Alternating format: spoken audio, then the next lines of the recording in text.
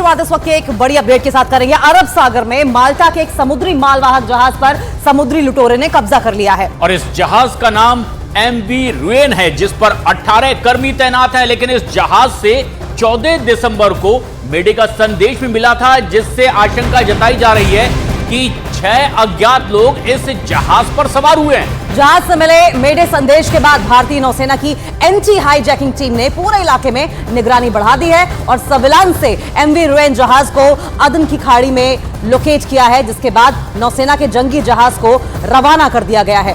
भारत का surveillance aircraft भी अब माल्टा के हाईजैक हुए समुद्री मालवाहक जहाज की निगरानी कर रहा है और 15 दिसंबर की सुबह भारतीय एयरक्राफ्ट ने हाईजैक हुए जहाज के ऊपर से उड़ान भी भरी। आशंका है कि सोमालिया के समुद्री लुटेरों ने माल्टा के समुद्री जहाज पर कब्जा कर लिया है और अब उसे सोमालिया के तट की ओर आगे लेकर बढ़ रहे हैं। माल्टा एक समृद्धशाली महाद्वीप है और यूरोपियन द्वीपों का एक हिस्सा है और ऐसे में माल्टा के लगभग 18 क्रू बताए जा रहे हैं कि इस जहाज पर सवार है और सोमालिया के 6 जो लुटेरे हैं उनके इस शिप को हाईजैक कर लेने का संदेश जो है वो भारतीय नौसेना को मिला था और भारतीय नौसेना ने सबसे पहले हाईजैक का पता लगाया। तुर्की से सिंगापुर ये मालवाहक जहाज जा रहा था और अरब सागर क्योंकि हिंद महासागर के ठीक बगल में है लगा हुआ है और ऐसे में सबसे पहले ये जो मैसेज था माल्टा के इस जहाज का वो इंडियन नेवी ने इंटरसेप्ट किया।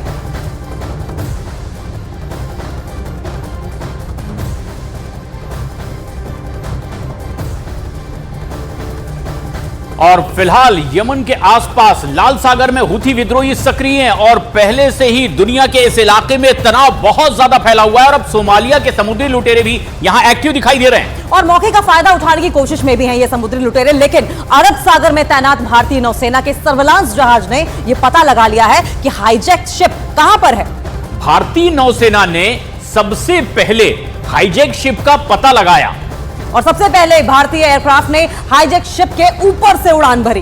भारतीय नौसेना समुद्री लुटेरों से लड़ने के लिए प्रतिबद्ध दिखाई दे रही है। कई विदेशी नौसेना भी कब्जे में लिए गए जहाज की निगरानी करती हुई दिखाई दे रही है। हाईजैक जहाज पर 18 कर्मी तैनात हैं जो बताया गया और 6 लुटेरे जहाज को सोमालिया के पास ले गए।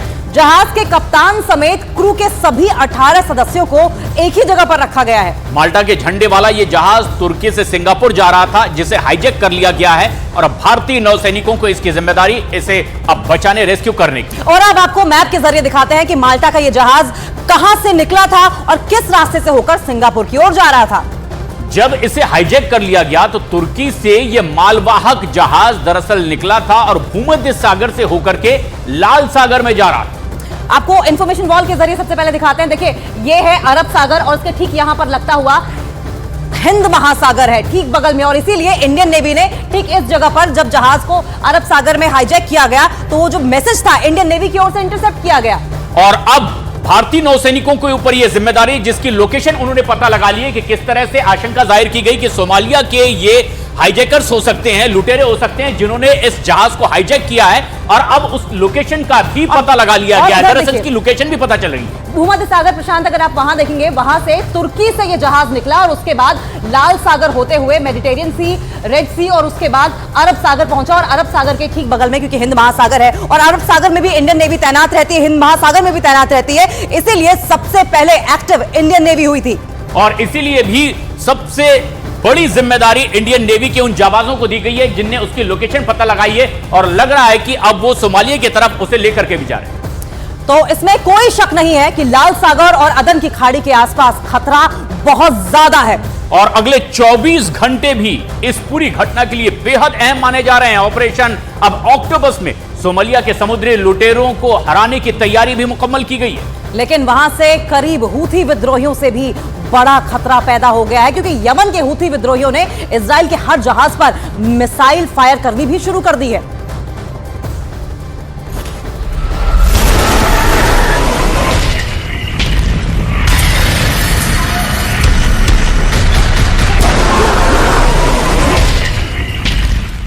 बहुत बड़ा तूफान उठ खड़ा हुआ है। शांत समंदर में बहुत बड़ी तबाही आने वाली है। एशिया से लेकर यूरोप तक लुटेरों ने ऐसा बवंडर मचाया है कि लंदन से लेकर इस्तांबुल और तेल अवीव से लेकर बीजिंग तक हर जहाज का कैप्टन पूछ रहा है कि क्या हम बच पाएंगे। क्योंकि जहाज लूटे जाएंगे तो माल नहीं पहुंचेगा, माल नहीं पहुंचेगा तो कारोबार रुकेगा, सामान महंगा होगा, तेल महंगा होगा और इससे पूरी दुनिया की अर्थव्यवस्था चौपट हो जाएगी। क्योंकि गाजा में हो रही बमबारी से लेकर यूक्रेन में चल रही जंग तक और भूमध्य सागर से लेकर लाल सागर तक युद्ध का असर साफ दिखने लगा है। जमीन पर चल रही जंग अब समंदर में पहुंच चुकी है और अब इसमें सोमालिया के समुद्री लुटेरे भी शामिल हो चुके हैं। खबर है कि अदन की खाड़ी में माल्टा के जहाज पर समुद्री लुटेरों ने कब्जा कर लिया है। ये सोमालिया के लुटेरे हैं जो अदन की खाड़ी के आसपास कार्गो जहाज पर हमला करके उसे कब्जे में ले लेते हैं और फिर उसके बदले फिरौती मांगते हैं। इस जहाज को रेस्क्यू कराने के लिए भारतीय नौसेना से मदद मांगी गई है और अब नेवी का एक जहाज इस इलाके में मदद के लिए तैयार है। आखिर समंदर में ऐसा उबाल क्यों आ रहा है? क्योंकि आफत सिर्फ सोमालिया के समुद्री लुटेरों की तरफ से नहीं आ रही। अब यमन के हूथी विद्रोहियों ने इजरायल और उससे जुड़े जहाजों पर हमले तेज कर दिए हैं। यानी अदन की खाड़ी और लाल सागर में अब कार्गो जहाज के 2 दुश्मन तैयार हैं। पहले हैं सोमालिया के समुद्री लुटेरे जो जहाज पर कब्जा करने के बाद लाखों करोड़ों डॉलर की फिरौती मांगते हैं और दूसरे हैं यमन के हूथी विद्रोही जो गाजा पर इजरायल की बमबारी रुकवाने के लिए इजरायल के जहाजों या उसके लिए माल ले जा रहे कार्गो शिप को टारगेट कर रहे हैं। ये दोनों अदन की खाड़ी और लाल सागर में जहाजों को टारगेट कर रहे हैं। यहीं से एशिया की तरफ से यूरोप को रास्ता जाता है। दुनिया की सबसे अहम शिपिंग लेन मिस्र की सुएज कैनाल से गुजरती है।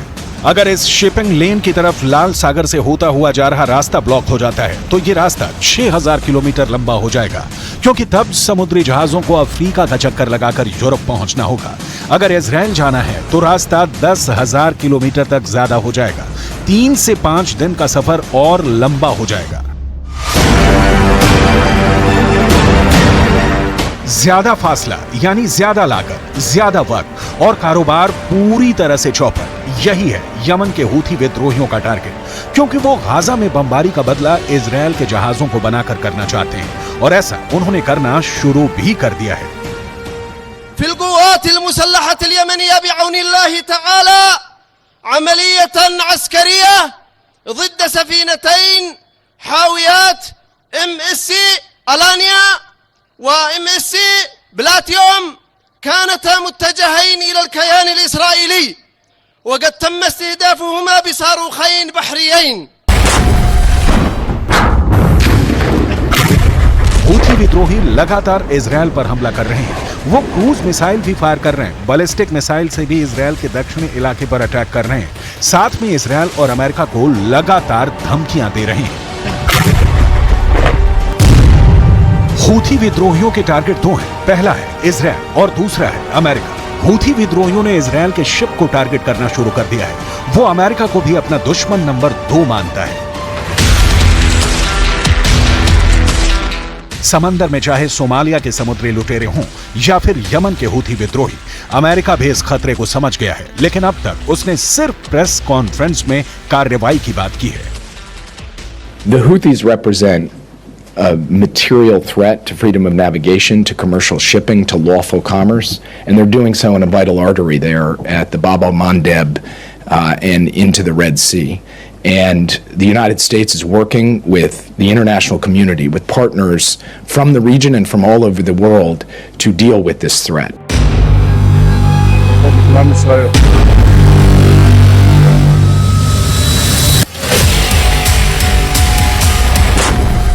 गाजा में चल रही जंग के बाद दुनिया में कारोबार के लिहाज से हालात कितने गंभीर हो रहे हैं, इसका खतरा सब महसूस करने लगे हैं। इजरायल ने दुनिया के प्रेशर के सामने झुकने से मना कर दिया है।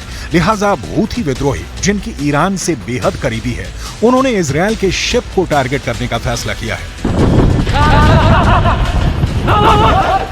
वो जानते हैं कि उनके करीब से गुजरती शिपिंग लेन दुनिया की लाइफलाइन है और यहां पर हमला करने का मतलब इजरायल के गले पर हमला करने जैसा है। במצוקה עם ככל הנראה סכנת טביעה וספינה נוספת נפגעה פגיעה קלה. זה אירוע של חתרנות שלילית של החות'ים. צריך להבין שהאמל"ח שהחות'ים מבצעים איתו את הפעולה הוא אמל"ח איראני. המודיעין, השיטות, היכולות הם איראניות. זה מראה את החתרנות השלילית האיראנית באזור, וזה בעיה עולמית, בעיה אזורית, ואנחנו צריכים לראות איך העולם נותן לדבר הזה מענה. חופש השייט הופך להיות מסוכן באזור הזה של העולם. इजरायल के जहाजों पर हमले हो रहे हैं। इजरायल के पोर्ट पर सामान पहुंचाने वाले जहाज भी टारगेट पर हैं। यही वजह है कि अब दुनिया की 5वीं सबसे बड़ी शिपिंग कंपनी मॉक्स ने ऐसा ऐलान कर दिया है कि यूरोप से लेकर चीन तक और पूरे पश्चिम एशिया में अब सबको बहुत डर सताने लगा है। डेनमार्क की कंपनी मर्स्क ने कहा है कि उसके जहाज अब लाल सागर से ना गुजरकर अफ्रीका से होकर यूरोप या फिर भूमध्य सागर में जाएंगे। इसके अलावा उसके पास कोई रास्ता नहीं है। दुनिया की 5वीं बड़ी shipping company Maersk global container market का 15% हिस्सा ऑपरेट करती है। इसके अलावा हपाग लॉयड, जिसके पास शिपिंग कंटेनर का 7% कारोबार है, उसने भी यह कह दिया है कि लाल सागर से गुजरने का उसका फिलहाल कोई इरादा नहीं है। यानी एशिया से यूरोप जाने के लिए यह कंपनी अब मिस्र की स्वेज कैनाल का फिलहाल इस्तेमाल नहीं करेगी। इनके जहाज अब 6000 किलोमीटर लंबा सफर तय करके यूरोप जाएंगे और इजरायल जाने के लिए 10,000 किलोमीटर ज्यादा फासला है।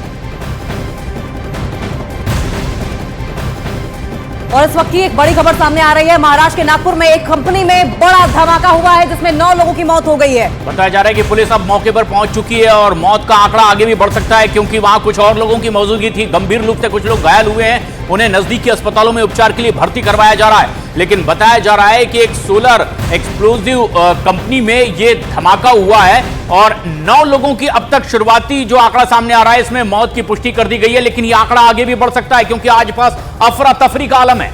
और अफरा तफरी के आलम के साथ साथ आप देख सकते हैं कि वहां पर दमकल की गाड़ियां भी मौजूद है।